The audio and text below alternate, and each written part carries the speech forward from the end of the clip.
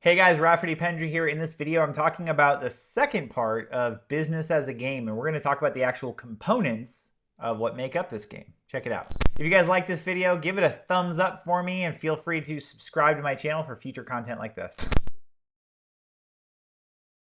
So the first component of this game of business are really your goals and objectives. It's like, what are you trying to do is the simple answer to the question. And it's a simple question, but it's not always a simple answer. I mean, there are times where, I've gone in life and I've gone through various transitions and times and things and interests and all of that. And then you have to really reevaluate your goals. And then why are these important? These are important so that you know how to align yourself. You know what you're trying to align to. And then you also can align all of your people, your staff, and then you know your customers and whether they fit or not. It's amazing what happens when you have a clear picture on that. It generates a ton of power. I have personally had times where even as we grew, it was like, okay, I need to really figure out what's important to me. How we do this is important. And it wasn't always an instant answer. And so I continued persisting on what I was doing while I was working that out. But when it clicks, man, it's this unbelievable thing where you can create all this alignment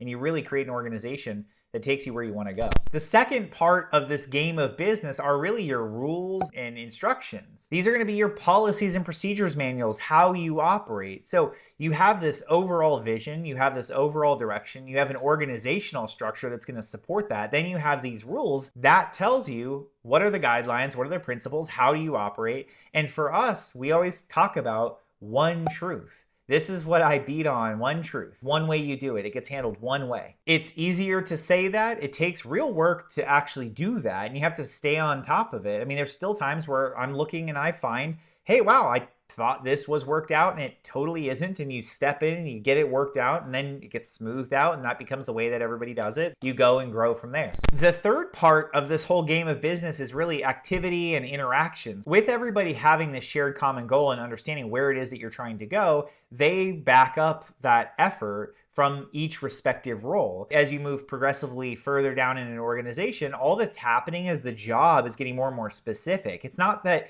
somebody lower in an organization is lesser than somebody higher in the organization, or somebody higher is better than somebody lower. It's not. It's just a different role. They're playing a different, more specialized piece, a more specific part of the organization had. And again, when we have the one truth established, these people know how to operate, how to generate a lot of activity. Without that, there's a lot of individual decision making, which leads to a lot of variation in results and things just not happening the way they should. The fourth part of this game of business is your competition. It's the challenges you're overcoming. Whether your competition is with yourself on some target that you want to overcome, or it's with a competitor, somebody else that you're aware of in an area and you want to beat them, you want to grow beyond them, you want to do more than them. It actually is part of business, and it goes back to that point that somebody's winning, somebody's losing.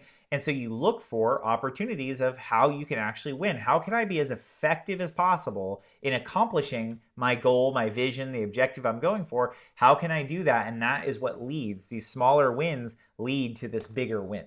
And there are points where you're going to have to overcome obstacles as part of that. There's going to be challenges that you're like, I don't know how to do it. One of the things that I personally had dealt with, I had to sort this out for myself and thinking that I had to have the answer to everything, and I can't. I don't know everything. And so I need to lean on people who are specialists in various parts and pieces of things in order to be able to actually have the outcome that I want. I can actually establish a team. I can actually put in the parts and pieces and have a great organization when I'm using the strengths of other people who fill the weaknesses that I have. Then you have outcomes and feedback. This is the fifth point. What are the results that are happening and how do you see it? Being able to measure and look at what's getting done, whether it's getting done well or it's not getting done well, is really important. And so being able to say, here's my path, here's my clear vision, this is what I'm trying to do. Then you align the rules and interactions within the team. You have the activity aligned with that. We have the results and outcomes from that. And then we actually get the feedback from it. What needs to improve? And that's going to be an ongoing, continuous, forever process. You're constantly looking back and working